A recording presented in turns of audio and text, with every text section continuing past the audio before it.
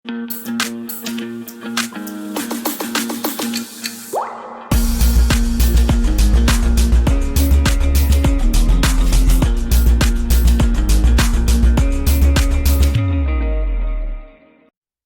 Students, तो आज centre of मास के थर्ड लेक्चर में हम लोग स्टार्ट करेंगे सरफेस मास डेंसिटी या मास पर यूनिट एरिया। लास्ट के लेक्चर में एक मिस्टेक हो गया था, क्योंकि कराना यही था और लीनियर भी, लेकिन दोनों थोड़े से मिक्स हो गए। तो मैंने कमेंट्स में वो चीज लिख दी है कि जो मैंने बताया कि लीनियर मास डेंसिटी को जो मास पर यूनिट एरिया बोलते हैं वो मास पर यूनिट लेंथ होगा। हालांकि सॉल्विंग भी मैंने वैसे ही की है, ठीक है। तो ये जस्ट ह्यूमन मिस्टेक, ठीक है। थोड़ा सा एक दो दोस्तों ने हमें सलाह दी कि वीडियो हटा दें, बट मैंने कहा कि चलो कोई दिक्कत नहीं, वो मिस्टेक था, मैंने बता दिया है, ठीक है। हटाना सॉल्यूशन नहीं है, फिर हम नया लेक्चर रिकॉर्ड करें और सारी चीजें करें तो थोड़ा सा बड़ा प्रोसेस हो जाएगा, इसलिए हमने उसको कंटिन्यू रखा। आप लोग इसको समझ सकते हो, ठीक है। अब यहां पे हम बात करने जा रहे हैं फिर से सेंटर ऑफ मास, उसी को कंटिन्यू करेंगे।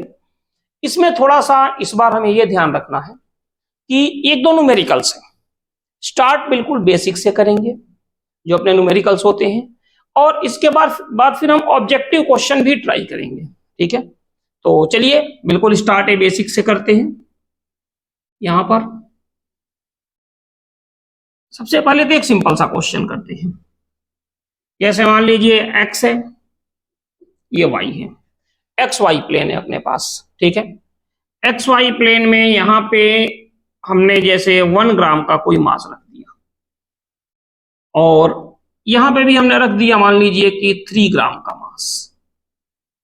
ये जो लेंथ यहां से यहां तक है वो बी है। ऐसे ही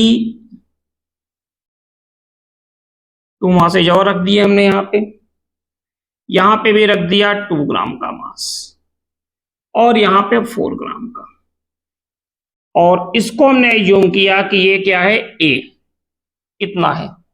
आपसे कहा जाए रेक्टेंगल है, रेक्टेंगल के कॉर्नर्स पे हमने ये चीज प्लेस की है। आपसे कहा जाए कि find the position of centre of मास, ठीक है। तो देखो सबसे पहला काम क्या होता है, इसमें हम इसके कोऑर्डिनेट लिखते हैं, इसमें सोचने की जरूरत नहीं। ओरिजिन है 0 0। अब देखिए यहां पे आते हैं, कितना आ रहा है एक्स एक्सिस पे हम ए, और एक्स एक्सिस पर वाई तो 0 होता है, ये कोऑर्डिनेट हो गया ए 0। इसी तरह से अगर हम यहां पे जाएं तो एक्स एक्सिस क्या होगा 0, क्योंकि हम कहां चल रहे हैं, वाई एक्सिस पे, और ये हो गया बी। और यहां पे जाने के लिए एक्स में कितना चले, A and B, A and B, ये कोऑर्डिनेट हो गया। अब कई बार आप कंफ्यूज होते हैं M1 किसको लो है, M2 किसको लेना है, M3 M4। बिल्कुल कंफ्यूज होने की जरूरत नहीं है, काफी सिंपल है। जिसको भी आप M1 ले लो, जैसे आपने इसको M1 लिया तो ये X1 Y1 हो जाएगा।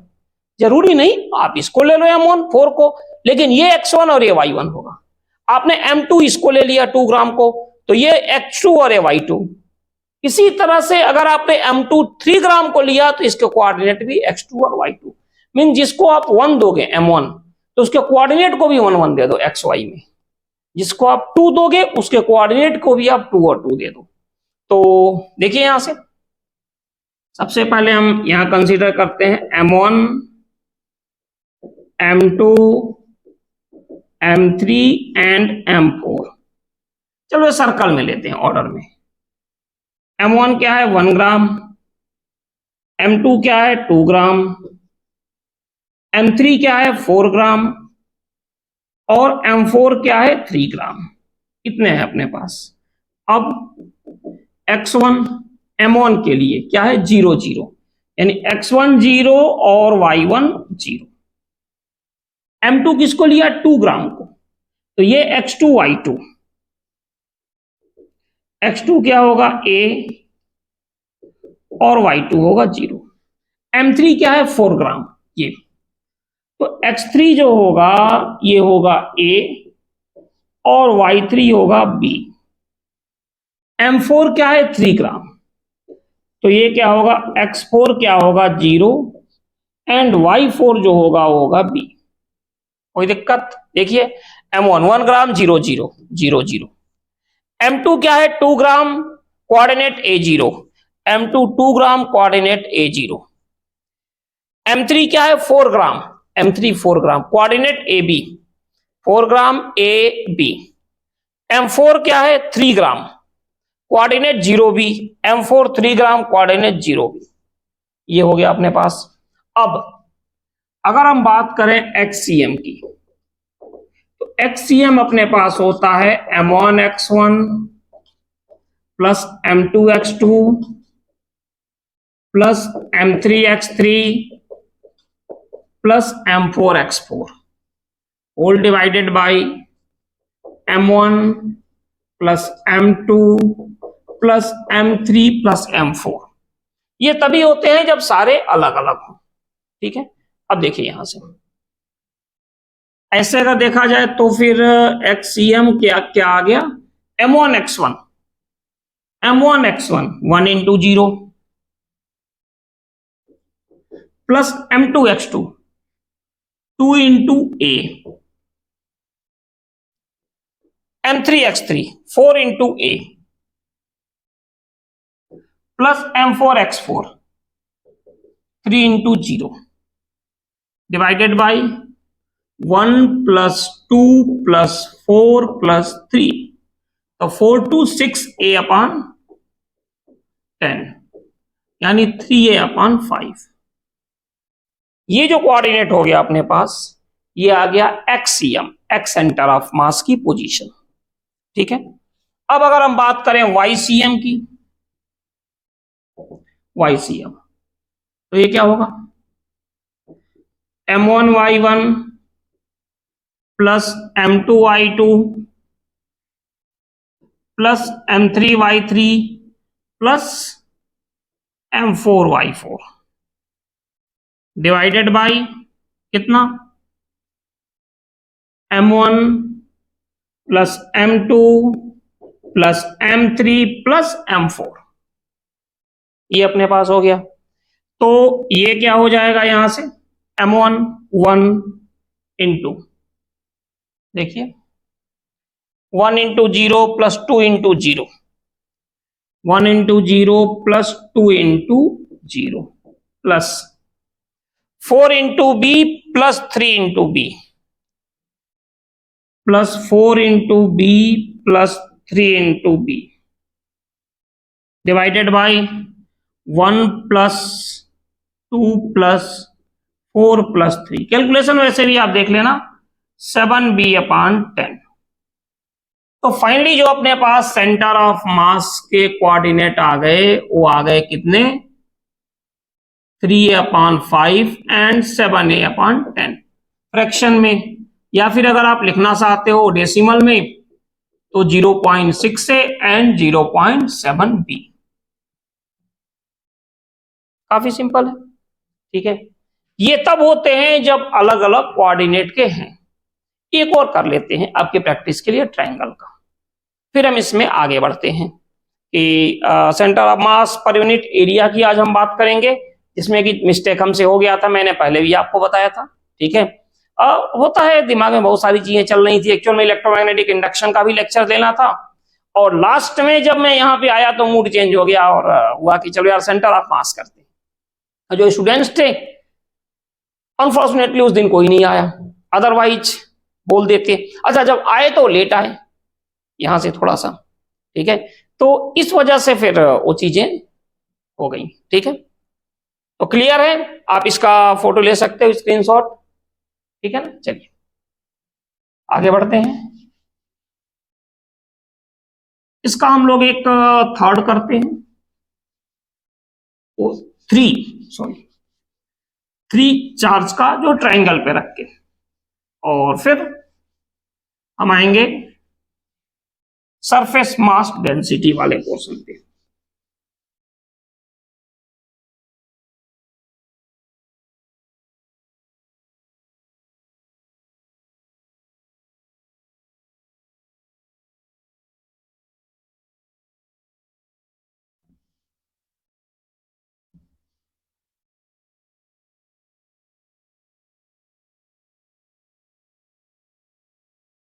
तो इसमें यही है कि हम क्या करेंगे कि 3 चार्ज को इक्विलेटरल ट्राइंगल पे रखेंगे, ठीक है, और इक्विलेटरल ट्राइंगल पे रख के उसको, और फिर हम इक्विलेटरल ट्राइंगल पर रखने के ही साथ उसको सेंटर ऑफ मास के लिए देखेंगे कि कितना सेंटर ऑफ मास होगा, ठीक है। तो चलिए इसको देखते हैं। हमने मान लिया ये एक्स वाई प्लेन है, एक्स देन वाई, ठीक है। इसमें हमने एज्यूम किया कि ये कोई इक्विलेटरल ट्राइंगल है। अब एग्जैक्ट तो नहीं बनेगा हमसे, आप लोगों से भी कौन सा बन जाता है, ठीक है, लेकिन आप लोगों से बनना चाहिए, ठीक है, बनना हमसे भी चाहिए, ठीक है, लेकिन ये है कि आप लोगों से थोड़ा सा ज्यादा उम्मीद रहती है। तो हमने मान लिया कि ये एक इक्विलेटरल ट्राइंगल है जिसकी साइड क्या है, ए एंड ए। इस पे यहां पे हमने 5 ग्राम का मास रख दिया, यहां पे 8 ग्राम का मास रख दिया, और यहां पे 7 ग्राम का मास रख दिया, ठीक है। और आपसे कहा जाए कि find the position of centre of मास, इसमें आपको सेंटर ऑफ मास की पोजीशन फाइंड करनी है। कैसे करेंगे हम, ठीक है। तो देखिए यहां से सबसे पहले यहां से एक परपेंडिकुलर ड्रॉ कर दीजिए, यहां से ये जो लेंथ होगी क्लियर है क्या होगी, a/2, और ए भी हो जाएगी a/2।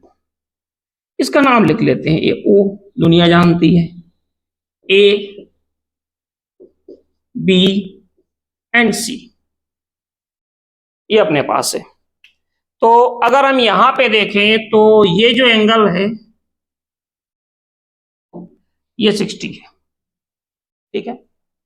अब थोड़ा सा देखिए इसको, अगर हम बात करें इसमें कौन से ट्रायंगल में, ओ बी सी, ठीक है। तो यहां से बात करेंगे in triangle O B C cos 60। Cos की क्या जरूरत है, हमें तो ये चाहिए ना बीसी, तो ये निकल जाएगा अपना साइन 60 से, तो निकल ही जाएगा 100%, टेन 60 से भी निकल जाएगा साइन 60, क्योंकि इक्विलेटरल ट्रायंगल में यही होता है, अगर यहां से परपेंडिकुलर हम ड्रॉ कर रहे हैं तो ये दो इक्वल पार्ट में इसको डिवाइड करता है, आपको ही पता है। तो टेन साइन 60 ले लो, साइन 60 देखो परपेंडिकुलर क्या है, बीसी अपॉन ए, परपेंडिकुलर अपॉन हाइपोटेनियस, ठीक है। साइन 60 अपने पास आ गया √3/2 इक्वल टू बीसी अपॉन ए, तो बीसी इक्वल टू a√3/2, ये आ गया अपने बीसी की वैल्यू a√3/2, ठीक है। अब आगे बढ़ते हैं थोड़ा सा हम लोग इस पर, बीसी की जो वैल्यू आ गई, तो अब हमारे पास कोऑर्डिनेट फाइंड करने का रास्ता मिल गया, ये इतना है। अच्छा एक चीज और, इसे आप पाइथागोरस से भी कई लोग करते हैं, लेकिन मेरा सजेशन यही है कि अगर ट्रिग्नोमेट्री का एंगल है तो पाइथागोरस का यूज मत किया करो, उसमें टाइम वेस्ट करने का कोई मतलब नहीं, ठीक है। अब चलिए आते हैं यहां पे, इसका कोऑर्डिनेट लिखते हैं, जरूरत का है 0 0, तो इसको m1 को हम ले रहे हैं 5 ग्राम, 5 kg भी ले सकते हैं, बहुत फर्क नहीं पड़ता। तो x1 क्या हो जाएगा 0, y1 क्या होगा 0, सभी ग्राम में है सभी केजी में है, तो मास अपने आप कैंसिल हो जाता है, कन्वर्ट भी करने की जरूरत नहीं पड़ती है। इसको हम ले लेते हैं a को m2, तो m2 हमने यहां पे ले लिया 7 ग्राम। अब इसका कोऑर्डिनेट क्या होगा, देखो यहां से यहां तक a 0, यानी कि x2 जो हो गया वो a, और y2 जो हो गया 0। अब इसका कोऑर्डिनेट अगर हम देखें m3, जो कि अपना कितना है 8 ग्राम, तो x3 जो हो गया यहां से यहां तक ये है a/2, और y3 ये ये कितना है, y3 जो है वो यहां से यहां तक का a√3/2, इसका coordinate a/2 and a√3/2, that's it. अब अपना काम हो गया। मेनली यही करना होता है। बाकी के सारे फंक्शन ऐसे होते हैं जिसको करने के लिए आपको जरूरत पड़ेगी सिंपल काफी, xcm equal to m1x1 plus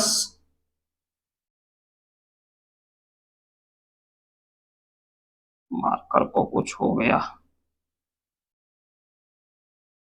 सारे बाहर निकाल इसके पार्ट्स।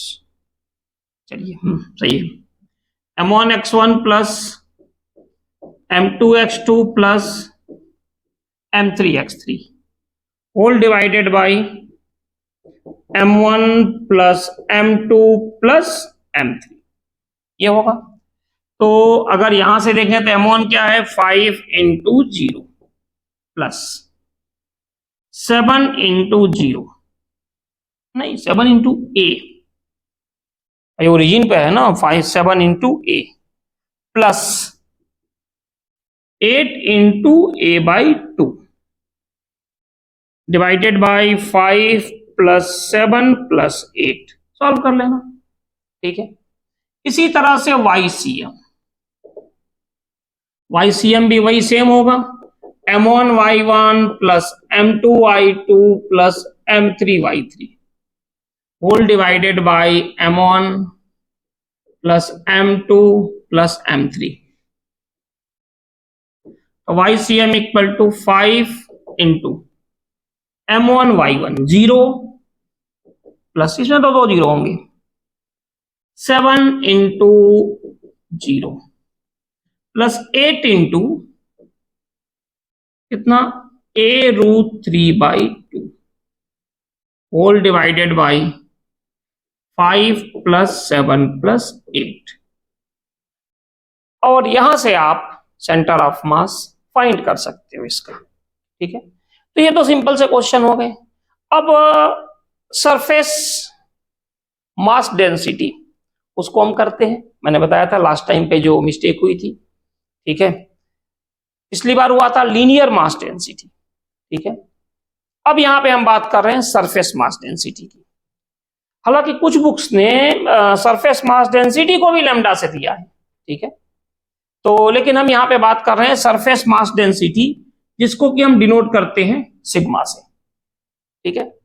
तो यहां पे हम इसी को करने जा रहे हैं, सरफेस मास डेंसिटी। तो सरफेस मास डेंसिटी क्या होता है, देखो सरफेस मास डेंसिटी एक तरह से हम बोलते हैं mass per unit area. Surface mass density जो होती है वो है मास पर यूनिट एरिया।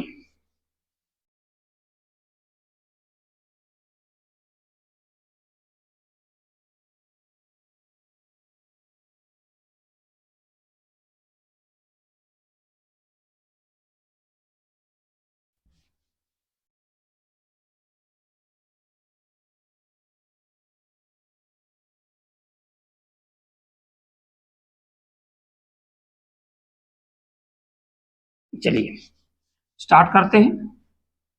इसमें अगला पार्ट सरफेस मास डेंसिटी।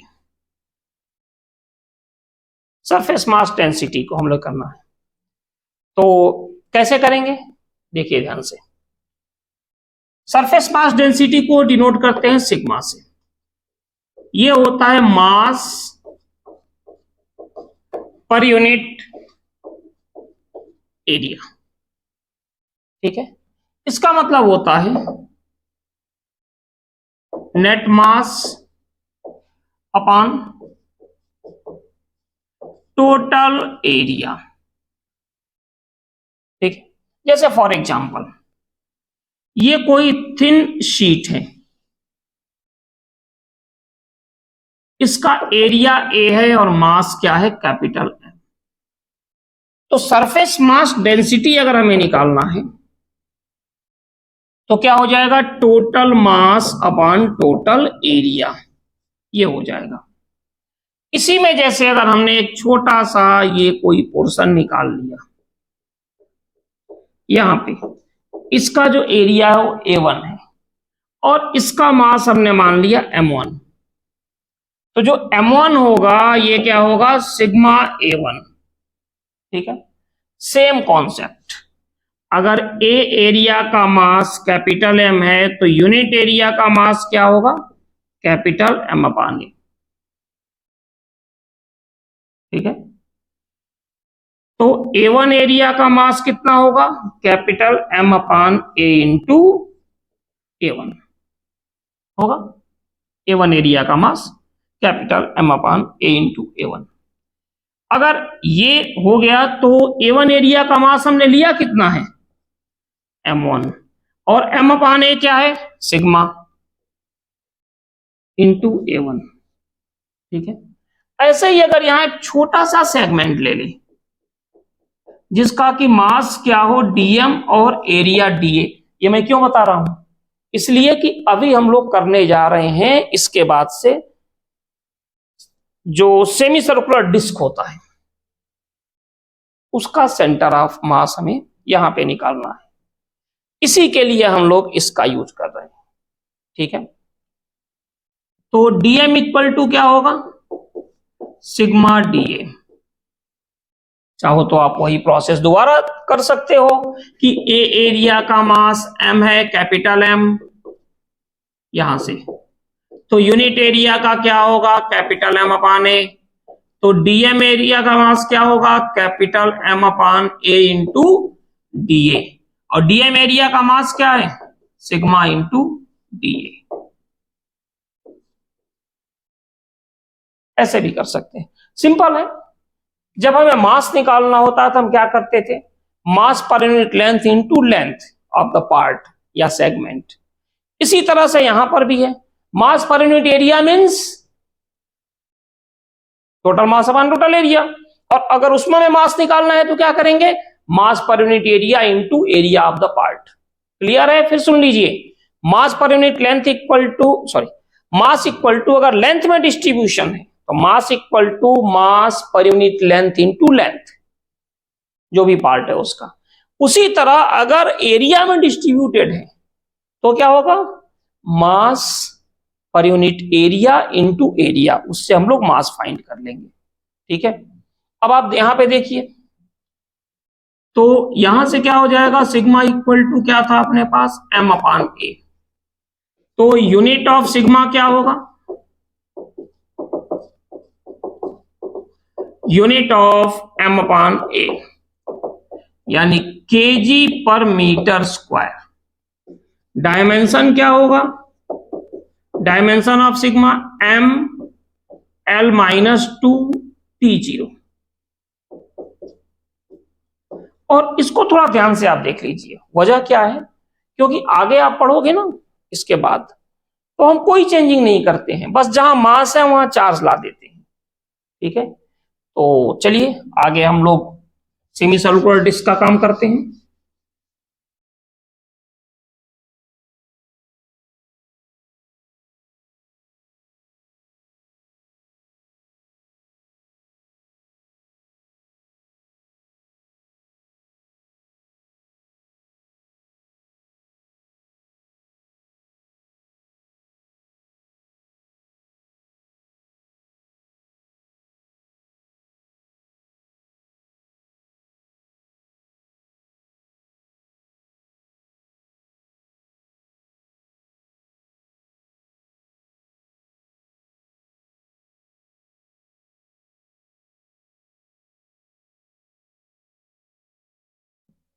अब देखिए, इसके बाद से हमें फाइंड करना है अब centre of mass of semi circular या हाफ डिस्क का या सेमी सर्कुलर डिस्क का सेंटर ऑफ मास हमें फाइंड करना है। ठीक है, तो इसको हम फाइंड करते हैं जैसे रिंग में हमने किया था। रिंग को हमने कहां पे रखा था, XY प्लेन में, इसको भी हम कहां रखेंगे, एक्स वाई प्लेन में ही रखेंगे, ठीक है। और फिर इसके और जो न्यूमेरिकल्स होते हैं वो भी हम डिस्कस करेंगे। एक्स और ये हो गया वाई, ठीक है। हमने क्या किया, एक सेमी सर्कुलर डिस्प्ले, यार ये बड़ी परेशानी वाला काम होता है। एक साइड कई बार ज्यादा निकल जाता है, जैसे कि यहां पे फिर निकल गया, एक साइड कम हो जाता है। लेकिन आप मान लो कि ये सेंटर है, ठीक है, ये एक डिस्क है। थोड़ा सा और कोशिश करता हूं, कई बार कोशिश रंग लाती है, और नहीं तो बदरंग तो सारी चीजें हैं ही, ठीक है। यहां देखिए, ये अपने पास है, इसको हमने मान लिया कि डिस्क है ऑफ यूनिफॉर्म थिकनेस, थिन है काफी। तो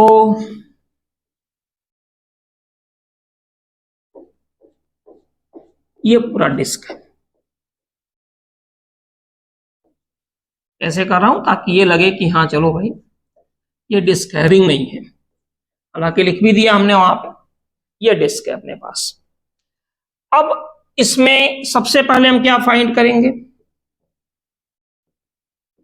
इसमें फाइंड करेंगे सबसे पहले सरफेस मास डेंसिटी। तो देखो इसके लिए कुछ नहीं करेंगे, एक पहले सरफेस मास डेंसिटी फाइंड करते हैं। क्या हो जाएगा, डिस्क का मास हमने ले लिया m और एरिया a। यहां से आप देख सकते हो सिग्मा क्या होगा, m अपान,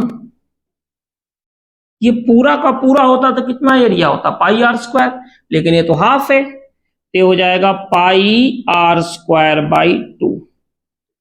तो फाइनली अपने पास सिग्मा की वैल्यू आ गई 2m upon pi r square, ये हो गया, ठीक है। अब इसके बाद से एक छोटा सा इसमें सेगमेंट लेते हैं, जो कि कितना डिस्टेंस पर है, r।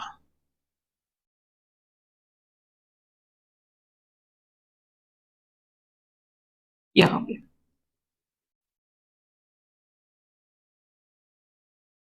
रिंग, कोई दिक्कत नहीं। और इसकी जो थिकनेस है ये हमने ले लिया dr, इसकी जो थिकनेस है वो हमने ले लिया dr। इसका जो मास है वो ले लिया हमने dm, और एरिया ले लिया हमने यहीं पे da। तो ये बताइए dm कितना होगा, dm हो गया सिग्मा da होगा, काफी स्मॉल है, रिंग टाइप का है। तो dm इक्वल टू सिग्मा की वैल्यू पुट करो, कितना हो जाएगा 2m upon pi r square, ये हो गया 2m upon pi r square, ADM हो गया। और डीए कितना होगा, डीए आपको देखना है, या तो पूरा एरिया फाइंड करो, इसको करो, लेकिन स्मॉल सेगमेंट है तो इसको लेंथ इनटू ब्रेथ की तरह हम ट्रीट कर सकते हैं। इसकी लेंथ कितनी होगी, इसकी लेंथ हो गई पाई आर, और ब्रेथ क्या है डी आर, तो पाई से पाई कैंसिल हो गया। तो अपने पास जो डीएम की वैल्यू आ गई, ये आ गई 2mr upon r square d r, ठीक है। और जैसा कि हम लोगों ने देखा था अभी लास्ट टाइम रिंग वाला एग्जांपल, तो रिंग में इसमें एक्सीएम क्या आ गया था, 0। तो यहां पर भी डायरेक्ट लिखेंगे हम, एक्सीएम आ गया, वो हो गया 0, ठीक है। वाईसीएम क्या होगा, वाईसीएम 2r अपान पाई, शायद आपको याद होगा। तो वाईसीएम क्या होगा, यहां से वाई डीएम, यही था ना। और अगर ये रिंग है, इसका रेडियस r है, तो इसका सेंटर ऑफ मास क्या हो जाएगा, वाईसीएम के अकॉर्डिंग ये हो जाएगा 2r अपान पाई, ठीक है। और डीएम की वैल्यू पुट कर दो यहां पे, और ये स्मॉल आर हो जाएगा, और डीएम की value 2mr upon r square d r. Integration कहां से होगा, जीरो से स्टार्ट होगा और जाएगा लास्ट तक, यानी फ्रॉम जीरो टू आर। ये समझ में आया? रीजन क्या है आप देख सकते हो, जस्ट लास्ट लेक्चर में डिस्कस किया था। y जो है ना वो क्या होगा, 2r अपॉन पाई, क्योंकि सेंटर ऑफ मास जो होता है रिंग का ना, वो एक्स एक्सिस पर तो जीरो था, केवल वाई एक्सिस पर आया था, और ये 2r अपॉन पाई था, कैपिटल आर। लेकिन अगर इस रिंग का सेंटर ऑफ मास देखें तो कहां होगा, 2 स्मॉल आर अपॉन पाई, जो कि हमने यहां पे रखा है। अच्छा, इसको स्टार्ट कहां से कर रहे हैं, जीरो से लेकर कहां जा रहे हैं, आर तक, टोटल यहां तक। ठीक है, तो अब हम इसमें देखते हैं कि कौन कौन इसमें बाहर आ सकता है। तो YCM में 2 × 2, ये 4 बाहर आ गए, और कितना आ गया, m बाहर आ गया अपॉन पाई आर स्क्वायर, ये बाहर आ गया। ठीक है, अब बच के आ गया 0 to r, 0 to r, ये हो गया। और कहां से कहां तक, r × r, r square d r. तो YCM यहां से क्या होगा, जैसा कि आपको पता है, 4m upon pi r square. R पे जो पावर है क्या होगा, 2+1 अपॉन 2+1 फ्रॉम 0 to r। ठीक है, तो YCM इक्वल टू, इनको बाहर करते हैं, 4m upon 2+1 3 pi r square r cube from 0 to r। तो YCM यहां से हो गया 4m upon 3 pi r square, upper limit r cube minus lower limit 0 cube. तो अपने पास जो रिजल्ट आया, YCM equal to 4m upon 3 pi r square into r cube, ये तो कैंसिल हो गया। m कहां गया, ओ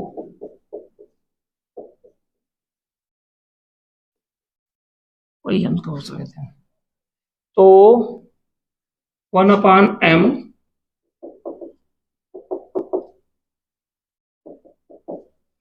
तो फाइनली अपने पास क्या आ गया, YCM इक्वल टू, m से m कैंसिल हो गया, और ये आ गया 4r अपॉन 3 पाई, ये अपने पास आ गया।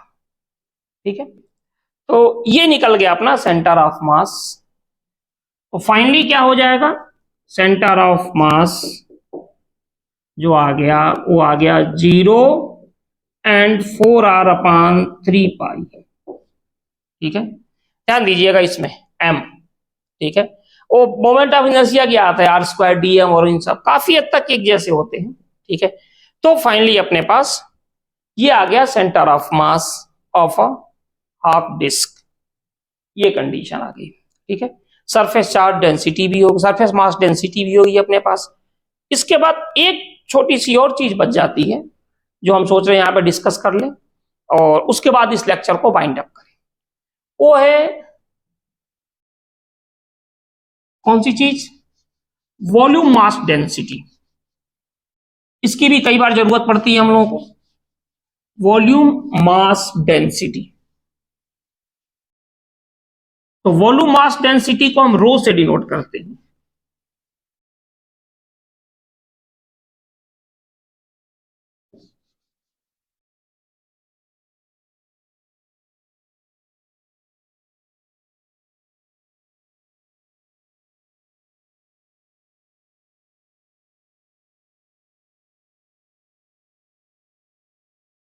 इसके बाद हम बात करने जा रहे हैं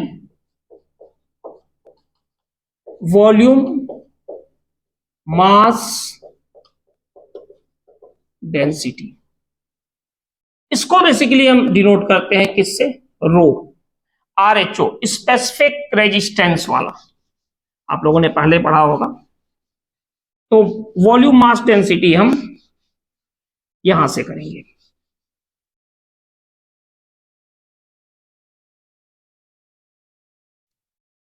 तो वॉल्यूम मास डेंसिटी क्या होगा?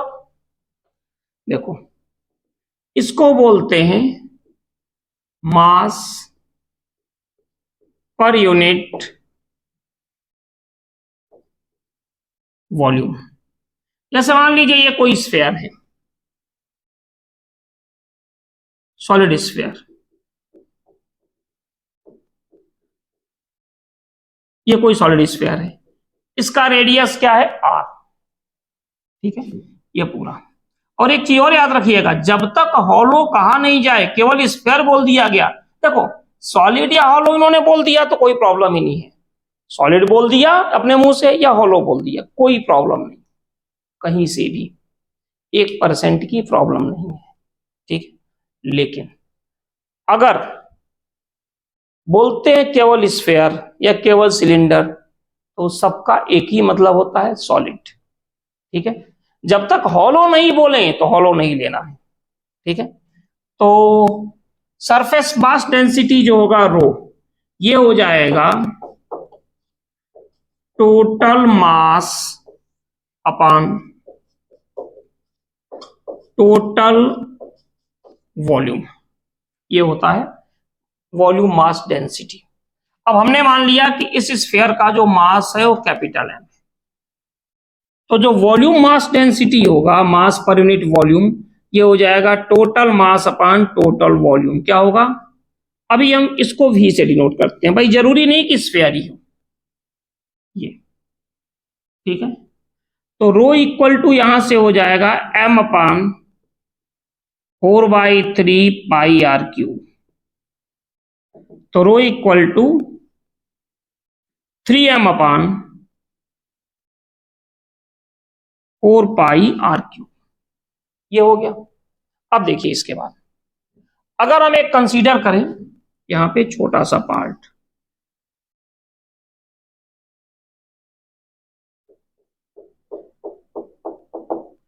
और इसका जो वॉल्यूम ले लें वो dV, और इसका जो मास है वो क्या हो? dm। तो एक बार उसी प्रोसेस को हम यहां पे रिपीट कर रहे हैं जो अभी हमने बताया था, फिर हम आगे बढ़ते हैं। तो कंडीशन वही है कि अगर V वॉल्यूम है, इसका मास क्या है? m, तो यूनिट वॉल्यूम का मास क्या होगा? m upon V। तो dV का मास कितना हो जाएगा? m upon V dV। और dV का मास हमने लिया कितना है? dm। तो dm equal to m upon V की वैल्यू है रो dV, ये हो जाएगा, ठीक है। अब रो इक्वल टू अपने पास क्या है? m upon V। तो यूनिट ऑफ रो क्या होगा? यहां से ये होगा unit of m upon V, यानी kg पर मीटर क्यूब, ये हो गया। डायमेंशन क्या होगा? डायमेंशन ऑफ रो kg का हो गया ml-3t0, ये अपने पास हो गया। तो फिर फाइनली हमें आपको यह बताना है linear mass density, surface mass density and volume mass density. इसके लिए आप एक बार ध्यान से देख लीजिए, लीनियर मास डेंसिटी, मास पर यूनिट लेंथ लेमडा से डिनोट करते हैं। फर्स्ट लेक्चर में मैंने एरिया बोल दिया था, वैसे ही जैसे अभी 1/m छूट गया था, तो ये होती रहती है हमसे गलती, ठीक है। तो आप देखिए linear mass density, linear mass density जब हमें निकालना हो, तो अगर हमें मास निकालना हो dm, तो क्या होगा? लेमडा इंटू dl, या फिर अगर m निकालना हो तो लेमडा इंटू l से भी निकल जाता है, किसी से भी निकल सकता है, ठीक है। सेकंड जो हमने डिस्कस किया था वो था सरफेस मास डेंसिटी, सिग्मा से डिनोट करते हैं, मास पर यूनिट एरिया भी बोलते हैं। अगर इसमें हमें डीएम निकालना हो तो क्या होता है, सिग्मा डीए, ठीक है, या M equal to sigma into ए।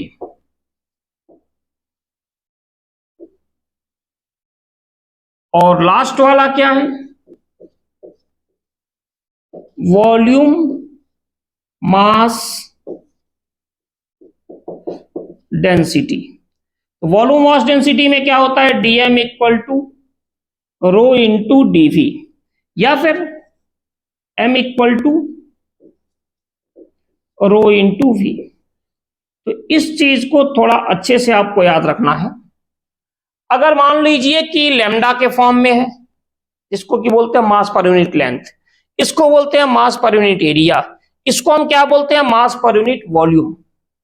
तो अगर मान लीजिए कि ये लैम्डा के फॉर्म में है तो हम क्या करते हैं, मास equal to mass per unit length into length, mass equal to mass per unit length into length, या mass equal to small segment का mass per unit length into length of the segment.